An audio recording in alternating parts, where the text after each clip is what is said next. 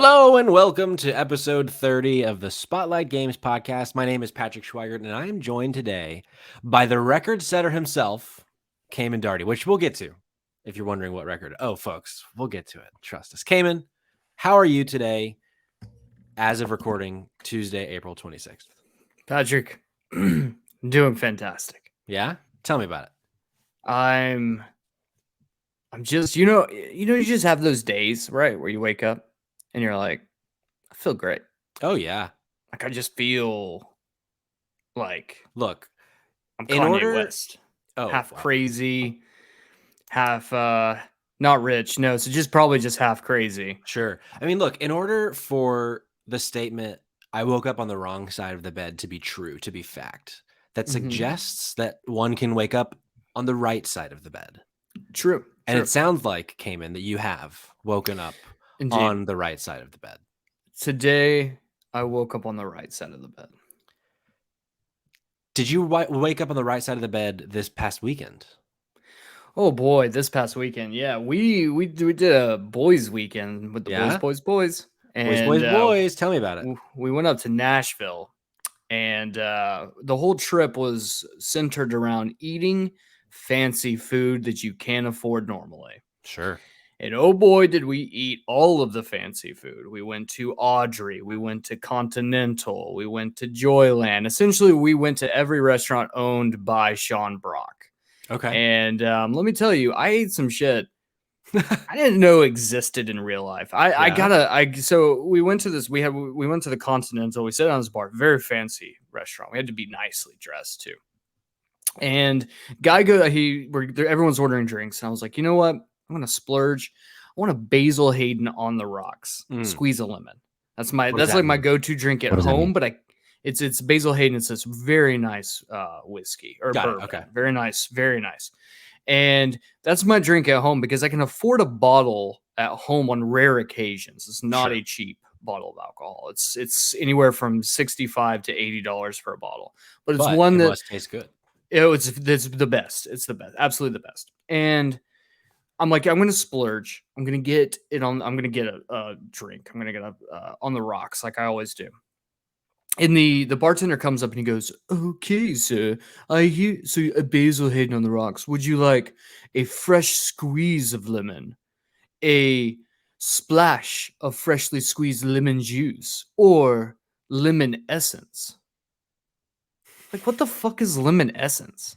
Okay, I don't know. Look, I'm a peon. I'm a poor man who doesn't understand these terms. So I, of course, just say, when in Rome, sure, a lemon essence. He brings me the drink, right? He sits in front of me. He breaks out like a perfume bottle, and he just goes, and he puffs lemon essence into my glass. And let me tell you, folks, you can't fucking taste it. So then I'm like, okay, now I look like a huge asshole because now I'm like, can I just get a fucking squeeze of lemon, man? Look, do you see this mustache? This is gross. Okay, look at me. I'm barely put together. I literally had to buy new pants just for this trip. And now I'm sitting in a bar where everything cost like a normal paycheck for me. And I'm like, we went to Audrey, and I don't know the exact amount of courses, but I want to say it was 17. Whoa. 17 courses. And it was what, 5 of you? 5 of us, yeah. God 17 courses. It was 3.5 hours. And we literally parked our asses in our seat and left immediately once we paid. Like, it wasn't like we were just like lounging around, like just being jerk offs at like an Outback, being like, I'm going to sit here for 3.5 hours pissing off my server. Like, this was a dining experience. So right? Did all of you get 17 dishes, or was it 17 dishes a month? Whoa. Yeah, all of us had 17 dishes. Let me tell you, I had the best salmon I have ever eaten in my entire life. It was a perfectly cooked medium rare. They removed the skin, deep fried the skin, placed the skin on top. It came with some weird sauce underneath it. The one thing I was disappointed in, I got like this 52 day aged steak. It was like a prime rib or something. And let me tell you, not impressed. Yeah. Not impressed. I have found very few times when I'm like, you know what? I'm going to splurge and get the steak, and it's going to be the cost of like 3 different dishes on this menu combined. Yeah. Very rarely do I walk away like that was the right choice. You know what I mean? Yeah. Like they trick you. I went to this place once in Atlanta, and it was like a steak bar specifically, and they were like, here's all the steaks on the menu, but we have this special. It's like some cut of steak I'd never heard of before, and we're gonna put it in the oven at like 1500 degrees for like 45 seconds or something. It comes out a perfectly whatever the fuck. It was like $85. Shit was like the most basic ass steak I've ever had. I'm like, how did I just spend $85 on this? They tricked me. They were telling us at Audrey that in their test kitchen, they have like a laboratory, right, where they come up with new ways to do things. They were telling us, they're like, we're almost to the point where we're about to release the first ever food cooked using sound. And I was like, okay, first and foremost, this is the most pretentious shit I've ever heard of. Secondly, I could only imagine that the sound that they're playing. Do you remember that clip where they were like, we found this mummy and we were able to recreate its vocal cords and we made this sound, and the sound is just, No. oh, like I could just imagine you walk into their test kitchen and it's just them sitting there with like a microphone or like a speaker up to a steak, and it's just, oh, like the whole time. I hope that to be true. Did they I just- explain how something can be cooked with sound? They said it's something about like vibrating it via sound waves. But then they were like, I'm just sitting here thinking like, you're going to have to like actually do this for real. And then like, I'm going to have to watch like a 45-minute documentary on YouTube to explain this to me. Because one, this sounds like absolute nonsense. And two, the whole thing is they're like, the whole purpose behind it is that they're cooking something without heat. Because when you cook something with heat, it changes the flavor. Sure. Of whatever you're cooking, yes, as it were. But I'm sitting here thinking like, okay, well, if you're cooking it using sound waves, presumably you're just vibrating something, which is increasing its temperature, which means you're still cooking it with heat. Sure. Either that, or you're getting like a fucking New York strip that has been cooked via someone screaming for 42 hours. Hey, just awful. I'd try it once, depending on the price. Oh yeah, no, I 1000% would. Yeah. Well, thank you for catching us up on Boys Weekend. I'm a boy. Could have been there. Who's to say? Should have been there. Should have been there. I mean, could have been. Should have been. But I blame Camden. But hey, let's jump into it, because we have a lot to talk about, because this is the Spotlight Games podcast where each and every week we're going to talk about the latest and the greatest in the world of video games came in. You can get it by subscribing to our YouTube channel, subscribing to your favorite podcast app of your choice. And hey, while you're there, if they support it, why don't you give us a little rating, give us a little review, tell the world what you think about the Spotlight Games podcast. We sure would appreciate it. Don't forget, you can be on the show by emailing your thoughts and questions to mail@spotlightgames.net, or you can DM us on Twitter @SpotGamesPod or on Instagram @SpotlightGamesPodcast. As I've said a few weeks in a row now, we're on TikTok. Have I posted anything yet? No. But we have posted some things on our Save Trash Cinema TikTok, which is a great segue into the end of our housekeeping. Cayman, tell the folks at home about the newest episode of Save Trash Cinema that is out today. I would be delighted to. By now. Today, you can listen to Save Trash Cinema, where we review, in a mini-sode format, the film The Evil Dead Trap. It's a 1988 Japanese slasher film. Now, a lot of people will be suspect because that's not what you think of when you think of Japanese horror. But let me tell you, this movie is absolutely incredible. And the twist ending at the end is nuts. However, we don't spoil the film. We just give a lightly dusted review in about 30 minutes. And if you want to watch the film before you listen to the episode, it is streaming for free right now on Amazon Prime Video. So if you have a subscription to Amazon, which most of us do at this point in our lives, because we're so dependent upon it, give it a watch. It's a really, really fun movie. But I do have an announcement about what next week's movie is going to be. Patrick, are you ready? Can I very quickly ask you a question about you this movie? Of course. Is it set in the same universe as Lindsay Lohan's The Parent Trap? No, nor is it set in the Bruce Campbell, Sam Raimi Evil Dead universe. Interesting. It's just called Evil Dead Trap, and The Interesting. title makes no sense. I have no further questions at this time. So You know, tell us. hold on. There was a fun fact I found out about this, which I think you'll appreciate. Ooh, I tell found me. this out today. Apparently, all of the actresses, minus the lead actress, all Japanese porn stars. How about that? A So we're on a trend. roll. A trend with safe trash cinema. We're on a roll at this point. But speaking of porn stars, the next movie we're doing for Safe Trash Cinema, which you will hear next week, next Tuesday when it releases, is one of my personal favorite trash cinema films. And that movie is Hollywood Chainsaw Hookers with the one Linnea Quigley and Gunnar Hansen, the original Leatherface from Texas Chainsaw Massacre. Oh, how And about it is that? an absolutely batshit movie. I watched it right before recording.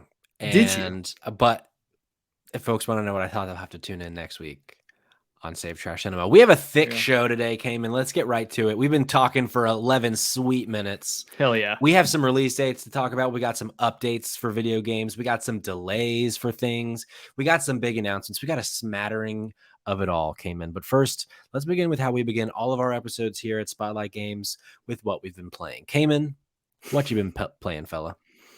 So as mentioned previously, I've spent the last few days up in Nashville, and we went to this incredible barcade called Up Down, located in East Nashville. It's right next to this incredible meadery called Honey Tree, which I also recommend going to. And while there, and this is literally all I've played in the last week, was a game called Hoop Fever, which is a basketball arcade game. And I have to say, not only did I set Up Down's record on one of the Hoop Dream machines, Hoop Fever machines. It was a Hoop Fever dream.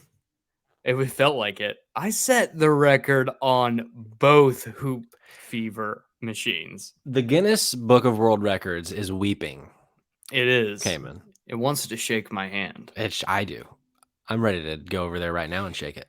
Honestly, congrats. I feel like I'm in the presence of royalty right now. I haven't played Hoop Fever in what feels like a decade plus. It was insane. We walked up to it. We're like, fuck it, let's just jump in and give it a shot. And then I got a free game the first attempt. And then I got a free game again and again and again. And it got to a point where the manager walks over and like starts checking in on us because the thing is so damn loud. It's just like making all these noises. And then at the end, after I set the next record, it's like, free game. And so, of course, we're about to have security called on us because you got a bunch of boys just knocking back drinks and crushing it at Hoop Fever. It was great. No, I don't know why. I'm not physically inclined to be athletic. But in this particular situation, look, crushed it. Look, the thermostat doesn't lie. When you got Hoop Fever, you got Hoop Fever. You know what I'm saying? You do. What have you been playing, Pat? I can't stop playing Lego Star Wars Skywalker Saga. Oh boy! And like, I'm not going to talk a lot about it because I feel like I've both talked a lot about it and also not talked a lot about it. Weirdly, I think, but I've just been in this like funk where like I've tried playing a few games on the TV. And I'm just like, nothing's pulling me in right now. So I've just been watching a shit ton of television with Rose. Hell yeah. We're just like burning through shit right now. And so I've just been playing Skywalker Saga while we've been doing it. I'm like 75 hours in at this point. I'm like 75% done with it. I think unless I start to get bored of it, I think I am going to 100% this game after all. But yeah, I can't put it down. I will say it is a buggy fucking mess though. The more I play it, the more it crashes, the more like issues I'm having. The other day, I think this was last night, I swear I was getting like 5 frames a second at one point. Like it was like I was playing the game in slow motion. I had to turn it off and turn it back on because it would not catch up. Like I just, because sometimes that happens. The frame rate will drop, and after a few seconds, it's like, all right, we're back. I waited like 3 minutes, and it was still like, it was awful. That's insane. It was like I was streaming the game on like DSL. It was so bad. But I'm hoping that like the more I check boxes, that it's not going to just keep shitting the bed, because I swear if I can only like 99.9% this game because something bugs out, I'm going to be fucking livid. Seems like this is a very Nintendo issue because I distinctly remember when you 99.99999% completed Pokemon Legends Arceus. Oh yeah, I haven't They're seen you just yet. out to get you, dude. You're right. I haven't got your old copy of whatever that other Pokemon game is to finish I it. haven't seen you Wow. in person in like what feels like a year. Probably. Yeah. We see each other virtually every week. It feels like we're hanging Yeah. out, but I know. Insane. here we are. Well, yeah. So when I have something else to talk about, I'll talk about it. But for now, Skywalker Saga. That's it. Oh yeah. Well, Cayman, we got some stuff to talk about. We got a lot of news, and the first one, I can't help. I can't help but giggle when I really shouldn't. But it just take us away, Cayman. this comes from Nintendo's Twitter account. I quote, "This is Miyamoto. After consulting Chris on, my partner at Illumination on the Super Mario Bros. Film, we decided to move the global release to spring 2023, April 28 in Japan, and April 7 in North America. My deepest apologies, but I promise it will be well worth the wait." End quote. My first question: do you think this was actually Miyamoto? Do you think he actually got the login for the Nintendo Twitter, or do you think this is some intern? This is easily the weirdest news about Twitter to come out this week. And Elon Musk literally just bought Twitter. Sure, it's really in my book. It's the only news worth talking about from Twitter this week. I'm flummoxed. I hope that this is setting a precedent that anytime we hear from Miyamoto on Twitter, he starts with, "This is Miyamoto." Yes, it always has to. Yeah. I don't know if the Nintendo Twitter account can bounce back from this. This is like a scandal that's not a scandal, but Sure. definitely somehow feels like a scandal. I'm sure there's got to be like so many like troll accounts now that just does like this is Miyamoto, like that kind of shit, as Twitter is wont to do. It feels absolutely unhinged. Yeah, honestly, it goes perfectly in theme with this fucking movie, with the cast that they have. Like, it's on brand. You know, the more I sit and think about it, the more I think that like whoever runs Nintendo's Twitter account, they just like sent a company-wide email out that literally just read, "This is Miyamoto," Yeah. and then that's all it said was that one little blurb. And they were like, man, I know I probably should spruce this up a little bit, but man, fuck it. And they just copied and pasted it and just put it directly into a tweet. And we're like, and send. It feels like this was transcripted over the intercom. Like, Miyamoto came on, like he went to the principal's office, grabbed the mic, and was like, "This is Miyamoto," after consulting with Chris on. And also, the first time I read this, I really thought Chris on was going to be Chris Pratt. And after talking with Chris Pratt, we have decided to delay the movie. But at the same time, when I first read it, I was like, I read it as Chris Chan. And if you don't know who Chris Chan is, your life's about to be ruined. Oh no. And I was like, whoa. I was like, this is a parody joke, right? Like, this is a satire account. And then I was like, whoa, no, hold on a second. Chris Son. I was like, okay. So not that person. Then I was like, wait, hold on. Miyamoto and Chris Pratt are buds? And I was like, wait, that probably isn't true. Yeah. But by that point, I was so distraught about the whole thing. And I was like, fuck this. I'm not going to look up to see who the hell his partner is at Illumination. Because I genuinely am just terrified. Also, is Miyamoto okay?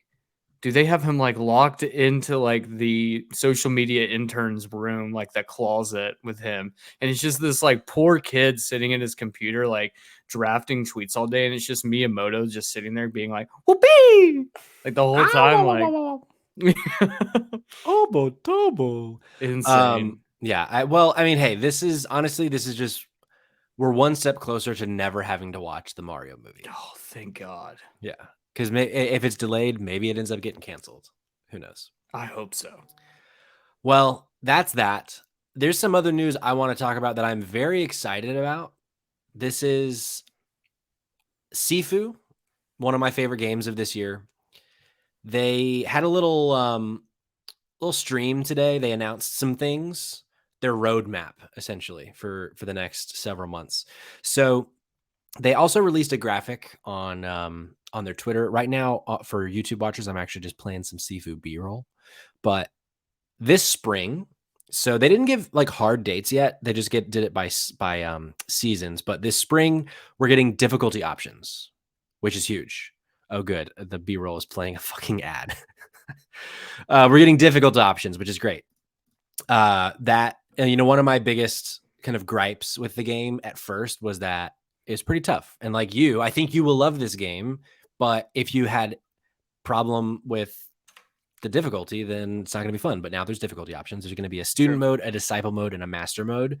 I'm assuming disciple mode is like what the normal of the game is. I don't know, maybe it's master, but I'm hoping it wasn't student. I'm hoping that these aren't just harder difficulties. They also are putting in some advanced training and outfit selection. So they're bringing in some new outfits to the game. That's cool. For summer, they're going to do advanced scoring. So they're going to, like, I guess, almost like Hades. If you played Hades, there are things where you'll be able to like adjust the way you build up a score in the game. And then you can also adjust gameplay modifiers. So things like you can't use the pendants, you can't use the guard button, you can't there's a golden staff, whatever that means. I'm sure it must be a staff that doesn't break or something. So there's these like modifiers that you'll be able to use, as well as new outfits. In the fall, there's going to be a replay editor. I don't know what that means. Doesn't sound very interesting. New modifiers and new outfits as well. And then in the winter, they're getting a new game mode, which is arenas, with new modifiers and new outfits. So on one hand, I'm excited because there's going to be new Sifu content. I really, really liked this game. Sure. On the other hand, I'm a little disappointed. I was really hoping for like meaty, like real DLC, not just like quality of life improvements, essentially. Because like for me, with the difficulty options, I might run through it again so that I can actually maybe beat the game this time, because I never got to beat the final encounter. But other than that, like I don't see a reason to jump back in personally, which is a little disappointing, but that is the way the news goes. Kayma, does this make you feel like, are you more interested in jumping in now that there's some difficulty options? Yeah, definitely with the difficulty options. And look, I platinumed Elden Ring, so pretty much a god at video games now. I mean, that's true. But no, I think Elden Ring and Sifu are probably drastically different in terms of like how their difficulty is presented. Yeah. So yeah, I mean, I definitely want to play the game because it looks so cool.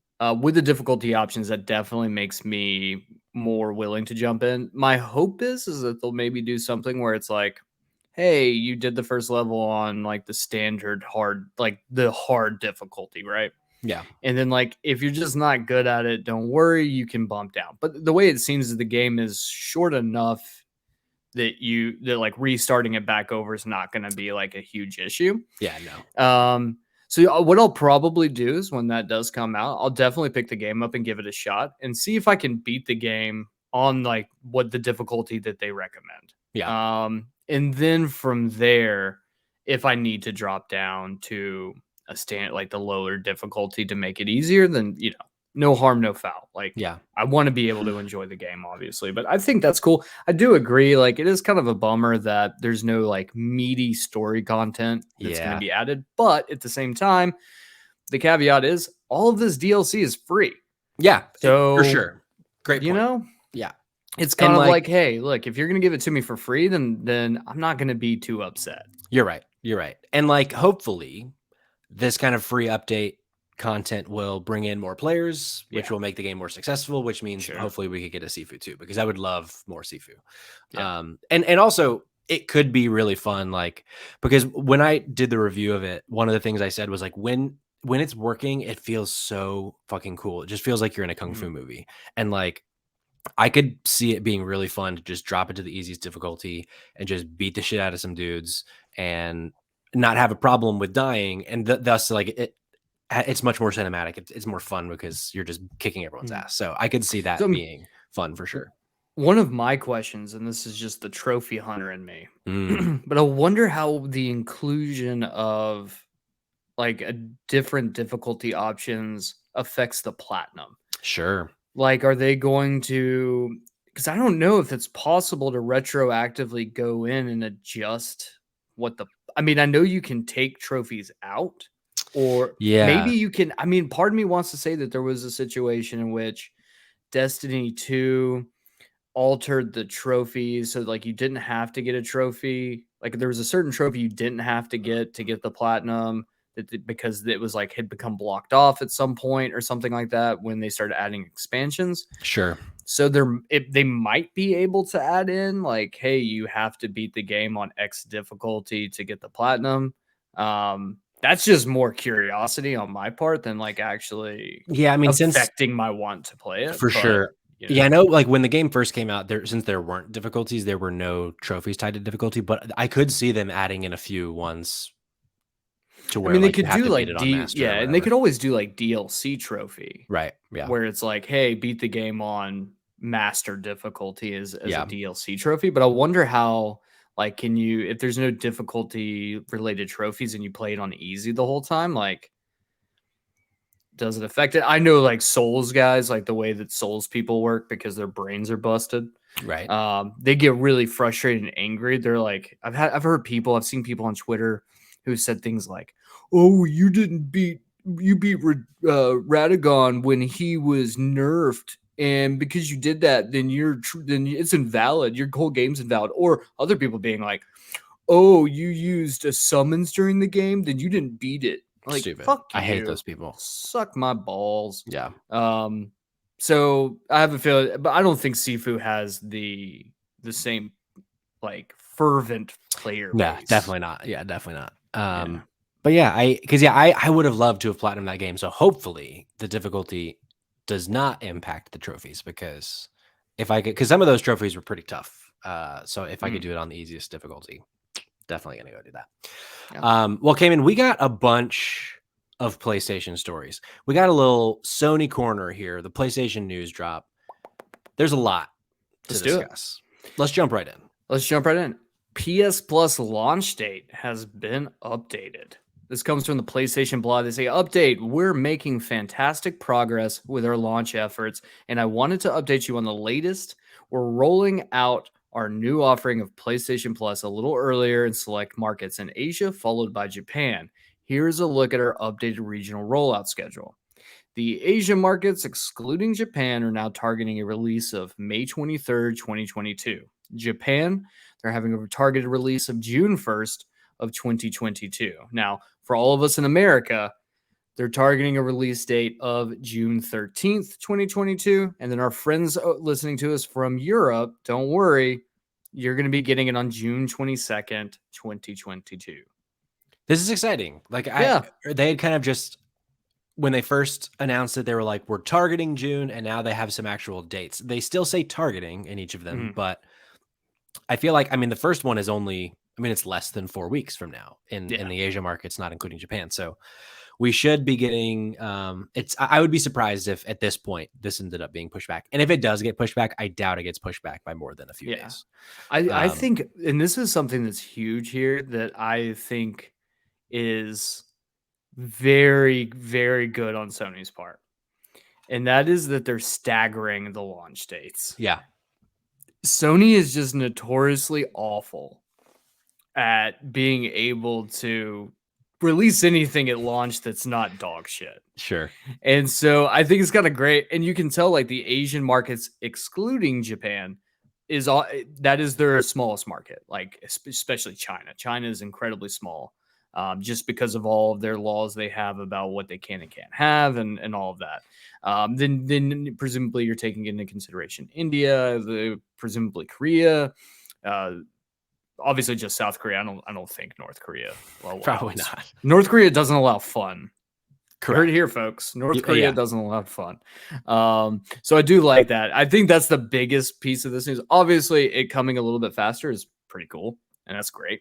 But I think the staggering is is honestly the best part of this all, because if when they roll out in Asia on the 23rd, if they hit that date, which they probably will, and it's terrible, then they have time to Yeah, fix. They for have sure. time to be like, okay, hey, look, this launch was not good, and we're gonna take a step back and we're gonna work out the kinks, and then we're gonna launch again, and this is gonna be the new date. So I'm totally fine with that. I think that's a fantastic idea, Yeah. and a very smart move on Sony's part. I'm pretty sure like this is just a gut feeling. I could be totally wrong, but I would assume that the order of this is the number of like how big each market is. So like I'm assuming the Asian market is the smallest, and then Japan's the second biggest, and then us, and then Europe. I'm assuming that's the reason that they're doing it that that would way. make sense to me.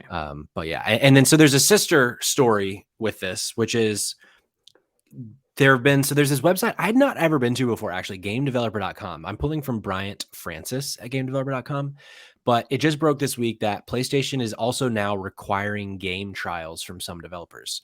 So story goes as follows. Sony has begun communicating with developers about its plans for timed game trials for PlayStation Plus premium subscribers. According to sources speaking to developers working on games that cost $34 or higher, which is a very specific number, which translates to 33 euros in Europe or 4,000 yen in Japan, are now required to create time-limited game trials of their games. These trial versions must be at least 2 hours long.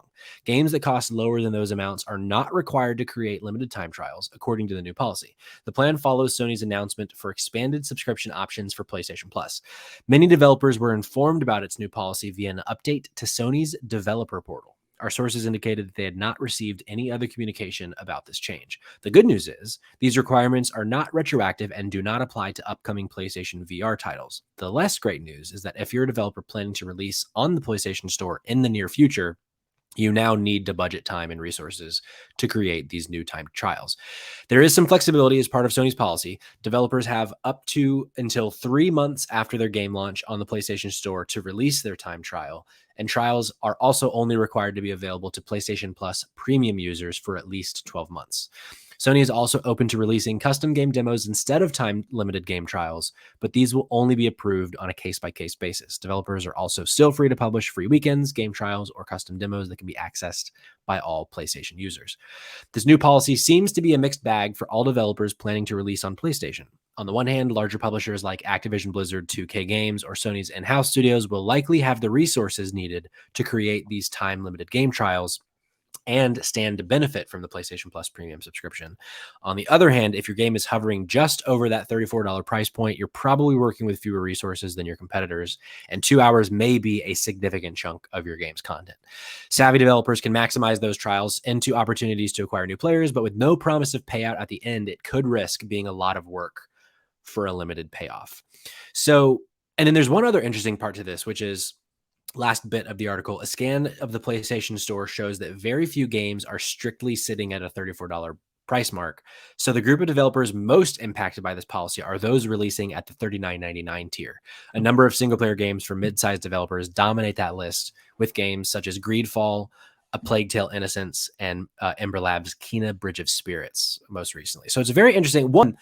I think this is very exciting. We talked about this a little bit a week or two ago with games like Tiny Tina's Wonderland. Like if I can play that for 2 hours and test it, it very well could be a reason that I would actually buy the game. Sure. Or it might be a way for me to save $60 and not buy it. Also but true.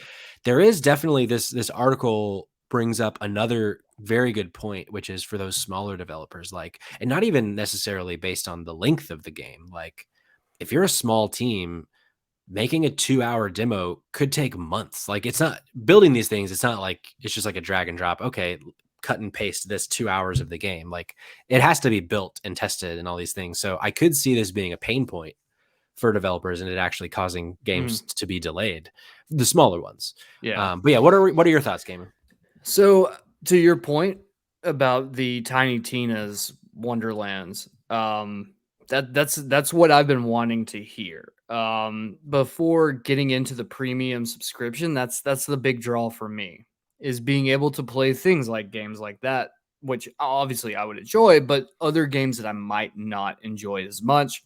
Sure. This gives me the opportunity to give it a shot beforehand, and I think that this is like really good for just the consumer. It might not be great for the actual developer because they could lose out on people who are buying games just blind, and they'd be like, "Oh man, this really sucks that we're not getting as many people because they're playing our game. The game's not fun, or the Sure. game's not fun for them." But at the same time, it's also like, sorry, but if your game's not fun, then you shouldn't be making money off of it because it's the whole point of the game. Yeah. Um, on the other hand, I think that we're getting to a point where with that $34 price point, like that makes sense to me. I think that's the sweet spot right now. Sure. They could have said $40 and I would have been fine with that too. I think the reason that they went with a $34 option was so that games like, Plague Tale Innocence, Yeah. Kena Bridge of Spirits, all of these games like the $40 games, they can still get a demo because those are going to be presumably big enough Yeah. and have enough content. Now, this saves a lot of indie developers who have small games who, these games aren't very long, XYZ, where, they're not going to have to make a demo and because their game only costs 20, 25 bucks or whatever. Sure. So I like that. I don't think this is nearly as bad as this. This article is very pessimistic about it. I agree. I don't think that, my opinion, and it could just be from the fact that we are coming more from the point of a consumer than someone. I mean, I don't know exactly what gamedevelopers.com could specifically just be a website for people who are in the games industry who That would it develop suggests games. based on its title. Yeah. And so they could be seeing this from a different lens than we are. And look, I think at the end of the day, this is a great thing. And it Yeah. informs us now, because that was the big question we had before, is like, what games will get demos? Sure. Is it just Sony exclusives? Are they going to have to, are we going to get like a 2-hour demo of Madden every year? And we're just going to get that from EA. But like, this definitely makes it seem like we'll be getting demos from every company that's going to be releasing a large enough title that it fits either AA or AAA, or if you're Sega, a super game. Super game. So I wonder though if another like weird fallout from this is that we're going to start seeing a lot of games at $29.99 because they don't it is more impactful for their budget to just not do the demo and lose a little bit of money from the sale than it is to build that time in to hopefully get more sales. I wonder. Yeah. Which like that too, then I mean that's also another consumer friendly thing. If games are cheaper, that's less money for us. Yeah. But yeah, overall, I'm excited about this. We got another PlayStation story came in. This is they're on a roll today. Not only are they going to give us demos, but soon our games are just going to run better. Hell yeah. This is I guess VRR coming to PS5. This comes from the PS blog as well. This is by Hideaki Nishino. He's the senior VP of platform experience. Today, we're excited to announce that variable refresh rate support will start rolling out globally to PS5 players this week on HDMI 2.1 VRR compatible TVs and PC monitors. VRR dynamically syncs the refresh rate of the display to the PS5 console's graphical output. This enhances visual performance for PS5 games by minimizing or eliminating visual artifacts, such as frame pacing issues and screen tearing. Gameplay in many PS5 titles feels smoother as scenes render seamlessly, graphics look crisper, and input lag is reduced. Previous release PS5 games can be fully optimized for VRR through a game patch, and future games may include VRR support at launch. In the coming weeks, the PS5 versions of these titles will receive game patches enabling VRR support. The games are as follows: Astro's Playroom, Call of Duty Vanguard, Call of Duty Black Ops Cold War, Deathloop, Destiny 2, Devil May Cry 5 Special Edition, Dirt 5, Godfall, Marvel Spider-Man Remastered, Marvel Spider-Man Miles Morales, Ratchet & Clank Rift Apart, Resident Evil Village, Tiny Tina's Wonderlands, Tom Clancy's Rainbow Six Siege, and Tribes of Midgard. These are just a few of the PS5 titles receiving VRR support, and we'd like to thank their talented development team Please stay tuned for their channels for updates as you'll have the best experience with VRR once their game patches are live.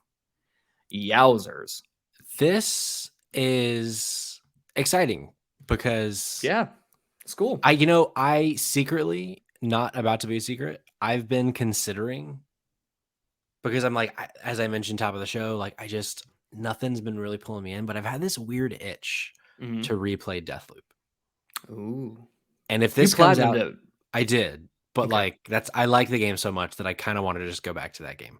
No shit.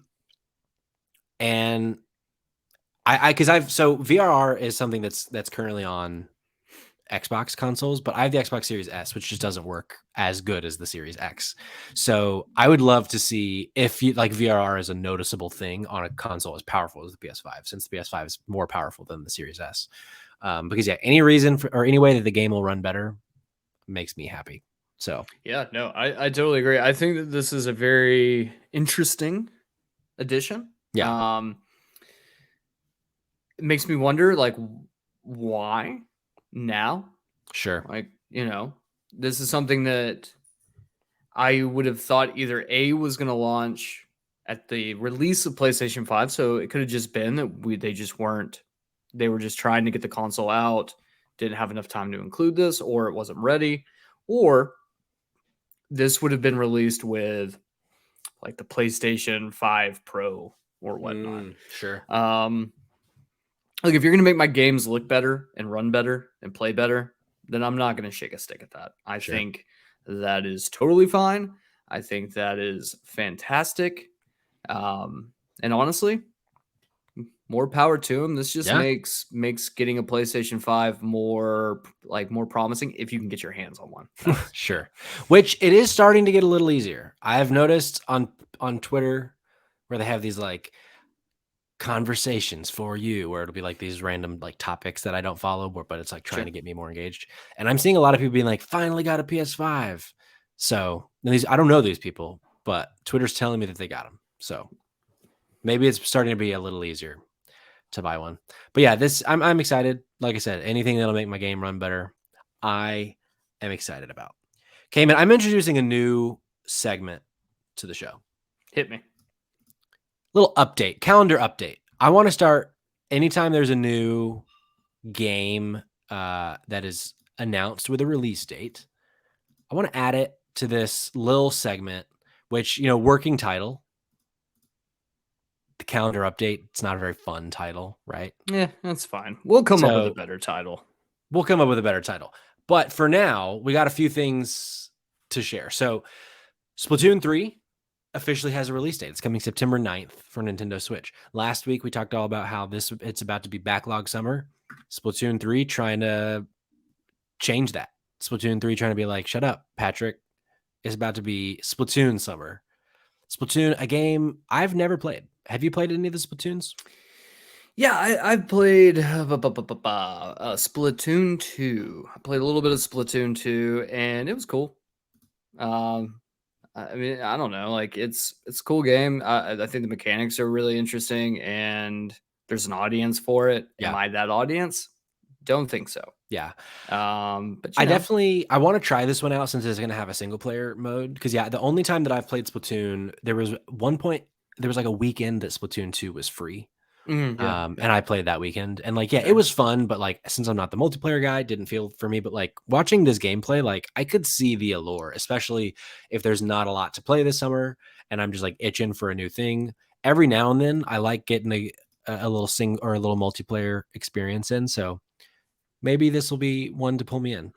We'll I mean, if anything, I'm glad that it's coming out, just because, as we discussed, I think it was last episode, just a week back end currently for the year. And normally the back end of the year is where everyone wants to hit that holiday season. And it's just looking mighty, mighty thin. And so the addition of this coming out September 9th, fantastic. Look, as someone with a strong back end, a fat back end. Oh yeah. I want this year's back end to be just as juicy as mine. You know what I mean? That's what I want. This next release date. This is actually a little bit of a rumor. Yeah, There's it a is. there's a rumor that when we'll probably be hearing about, honestly, by the time this posts, we might have the answer. So this might either you might already know this to be true, or you might know this to That be false. would normally check out, yeah. Yeah. But it is leaked that what the PS Plus lineup is for next month. Those free games that we get at being members of the PlayStation Plus. And it's a pretty stacked month, if this is true. Mhm. We're looking at FIFA 22 for both PS4 and PS5. We're looking at Tribes of Midgard, which you just mentioned in the last story for PS4 and Mhm. PS5, which is going to get a VRR update, and Curse of the Dead Gods for PS4. Yep. Curse of the Dead Gods is a game that I played on Switch, which I liked. It's very reminiscent of Hades. It's like a top-down roguelike kind of situation. Liked it. It just came at the wrong time for me. It's one that I've always wanted to go back to, and it might, having it on like a bigger screen. I mean, I can put the Switch on the big screen, but it'll run better on the PS5. Mhm. This might be the time to try that out. And also, I love soccer. I haven't played FIFA 22. Mhm. I think the last one I had was 20. So I'd be more than happy to get a new FIFA. And I actually don't know what Tribes of Midgard is. So I just looked it up. Tribes of Midgard is apparently an action role-playing game that's also a survival game, developed by Norsefell. Apparently, the genre that they call it is survival game, roguelike, action role-playing game, indie game, adventure game, shooter game. That's a I have lot no of. clue. I know very vaguely. I know about this game. Um, I I just don't, pulled but I up don't. some gameplay of it. What I know of the game, and this might be pertinent to the audience when they're getting prepared for this, is that apparently the game is very fun. However, it's only fun if you're playing with people Yeah, because that makes sense. and then the reason is the difficulty is very hard, but not in a way like Elden Ring or Sifu hard. It's like an elevated difficulty based on the fact that you should be playing this game with people. Oh, And sure. so that can be a little bit of a bummer. And now keep in mind, this is just from what I've watched videos on and read articles about. So this, this might have changed over the last 6 months because I think the game came out about 6 months ago. I could be wrong on that too. Let me check and see. I have no clue when this game came out. So It looked like, fuck me. well, this trailer was from June of 2021. Okay. So at some point between last June and now is when it came out. The other point is that didn't last month we get UFC 4, which is the most recent UFC game? I think so. And now the rumor is we're going to get FIFA 2022, which is totally fine. But it is curious to me. Like, Yeah, are we starting to get into kind of a rhythm where it's like we're going to start including more sports games? maybe.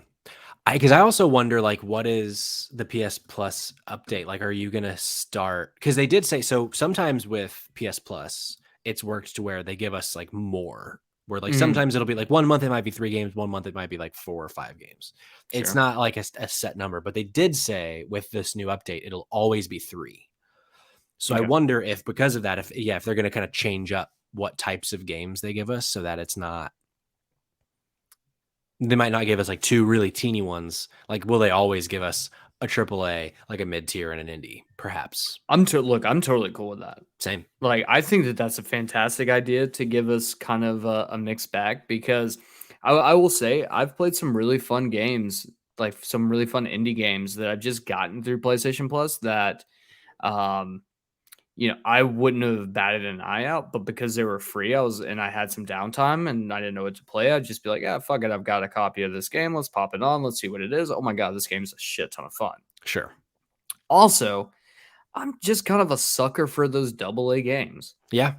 I feel like double A games, the budget's considerably smaller, so you're not getting some like huge game like you would with FIFA or like The Last of Us or something, right? Yeah. Those double A games, I feel like they're not as polished, so you are going to get some jank. I kind of like jank in my games. Oh, yeah. Kind of like jank everywhere, You but know it. I feel like some of these double A developers take more risks. Like they're not as beholden to, you know, like the fact that it's like, hey, we're spending, $150 million Right.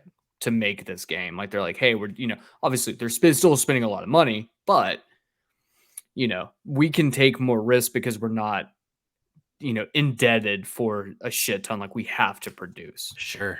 And there's So you also get, there's also like, did you see that story? This was from, I don't think we talked about it on the show. This is from like 2 or 3 weeks ago, where the developers of Oddworld, the one that came out on PlayStation Plus, were basically like, we got fucked by doing this because the amount of downloads they got after it being on PlayStation Plus, they were like, we basically didn't make money on this game. But like, I don't know if you would have made money otherwise, but that's, and I think it's important to point out in that conversation though, I think he's like the studio director or the head of the studio or whatever was the one who did the interview. And it wasn't as much about like, hey, this is the problem that we had because we did it. It was like, this is a problem we had because when we signed the agreement, our game was going to be launched at launch date. And so we were going to come out, we were going to be like the first game at launch date that was going to be free. And because of COVID-19, we had to push back and we ended up getting delayed and releasing in a time that was not, it just was poor timing. Like we just had shit timing. There was other stuff out and we just kind of were stuck. And so, it's a bummer that happened. And I can see some games getting that. I also think, and there has to be a moment where we take a bit of pause and we can feel upset and be like, damn, that really sucks. However, Oddworld is not a game for everyone. Correct. If this was like EA being like, oh, well, we released Madden for free on PlayStation Plus, and then we didn't get nearly as many downloads as we normally get. Yeah. Be like, that would be something. But when you're like, hey, this is a game that was huge on the PlayStation 1. Right. The times they have a change. Yeah. Sir. And I mean, look, I downloaded it and did not play it. I'll be completely honest with you. I downloaded it and really didn't like it. I played like 35 minutes and I was like, I hate the aesthetic. Gameplay's not fun. And like, it's just not for me. It didn't speak to me. But I know there's a lot of like diehard Oddworld fans that were our age when the PS1 came out. But yeah, that's it was. And I think that's the other thing too. Like we talk all the time on Save Trash Cinema about how a lot of these movies that we watch are time capsules, right? And so we watch a movie that was released in the 80s, early 90s, and we're like, man, you could not make this movie today. Yeah. And you have to take that with just like, hey, there's going to be some stuff in here that maybe doesn't hit. And the truth of the matter is that mentality is not exclusive to just Save Trash Cinema. Sure. That mentality is also for games like Oddworld, where the design, video games have changed. Yeah. And that's why, like, when Evan was on, when I was on vacation a few weeks ago, and y'all had the conversation about Monkey Island. And that was Evan's worry is like, look, I'm not sure if this game's going to hit. Sure. Because the design from what it was, it's a very different time. And we can look at Oddworld and we can, I don't know. Obviously, we're speaking in hypotheticals at this point. But, let's say that Monkey Island doesn't hit like you would have hoped for most of these people who played it. It's still a time capsule. It can kind of show you what some of this stuff was. But here's the problem is, and I think, and to equate it back to trash cinema, is that when modern trash cinema is made, so let's take in, for example, something like Quentin Tarantino's Inglourious Bastards. Like that is a movie that if it was dropped in the 70s, like that hits that Nazi exploitation era. Mm-hmm. There's a whole genre for it. But the movie itself also, he makes adjustments so it's more palatable for an audience of today. Sure. But if you have a game like Oddworld that just, unfortunately, you just didn't really do anything to make it more palatable, then whose fault is it? Stop fucking bitching. like one of the very first missions that I did was it was just like an escort mission of like a bunch of like prisoners. And I'm just like, Yeah, that's the majority of the game. I didn't like escort missions 15 years ago. I sure as shit don't like them now. And With that's, like fail states when things die, yeah. I'm just like, this is just not fun. And that's like when we talk about, like, maybe it was last week, maybe it was several weeks ago. I can't remember. We were talking about the NVIDIA leak, Yeah. and we were talking about Resident Evil 4. Yep. And I was like, like I'm a little bit worried about Resident Evil 4 being remastered. And one of the big things about that is like the entire game, or I was not the entire game, 75% of the game, if not more, escort mission. Sure. And how much patience are we going to have for a game like that today when we've pretty much at this point been like, okay, escort missions are done. People fucking hate escort missions. If you do it right, Yeah. then I don't see any issue with it. Like, I feel like Resident Evil 4 back in the day did it well enough. I agree. And I think with Resident Evil 4, it's not as much as you remember actually, because I played it several months ago, and there were parts where I was like, this fucking sucks, especially in the second half of the game, because there's a lot more escorting in the second half of the game than the first half of the game. Yeah, that's true. But yeah, I wonder if they'll change that part of the game to make it more modern and go like a Last of Us route where Ashley just can't be hurt, and it's not about protecting Ashley; it's just about getting through the level. Perhaps. I hope that's the way they do it. And that's the thing. And then that's why I think we have to take a step back when people make comments like that. Cause like, we're gonna be reviewing Hollywood Chainsaw Hookers. And let me tell you guys, the movie's fucking insane. But also there's a lot of stuff in that movie that if you tried to do today, oh boy, this would not fly. Yeah, for sure. So like, but I have to judge these things on the same standard, right? So like, I can forgive a PlayStation 1 game for having archaic gameplay or graphics or XYZ. I'm not as forgiving if you release that same game today, completely repackaged, remade up. Sure. And it still falls to the same shitty trappings that it did when it released. So, I don't think we just like got way off topic on that, but I think it's important to point that out. Like, and I'm not saying that it's inappropriate for developers to come forward and be like angry about something not performing the way that they would want it to perform. I think that's fine because I think there are situations where, for instance, like with Sony, I think is honestly probably the worst, where they don't really, a lot of games, like they just don't promote them like ever. Sure. And then you're like, well, why did the game fail? Like, well, because the people publishing it just didn't do their job. That's okay to be angry about. Sure. On the other hand, I think maybe sometimes you should take a step back and be like, hey, maybe we just made a bad game, or we made a game that's not bad, but we made a game that speaks to a particular audience that is not as big as I thought it was. Exactly. Yeah. Exactly. Well, I hope that we're speaking to an audience that's much bigger than we thought it was, Cayman. I hope so. Because this is the end of our show. It is. And if you've made it this far, we thank you. Yeah. We hope if this is your first time that you'll be back next Thursday, because you'll have a new episode of this podcast every Thursday. You have a new episode of our sister podcast, Spotlight Trash Cinema, Save Trash Cinema, every Tuesday. Thanks for listening. You can follow me at Patrick Schwag. You can follow Cayman at Kid Cayman. You can follow the pod at Spot Games Pod on Twitter. You can follow the pod at Spotlight Games Podcast on Instagram.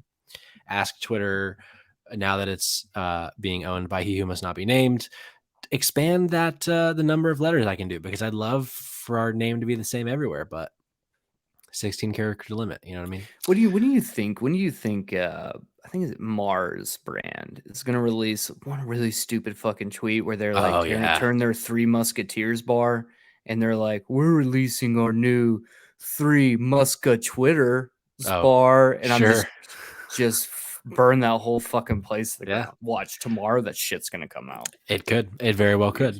Put it on the board when it does. Cayman, thank you for coming along with me on this ride. I love it. As always. I had a great time with you this weekend in Nashville. I was really glad to have been invited. Can't wait to go again. But until then, thank you. I love you. Thank you. I love Good night. you. Good night.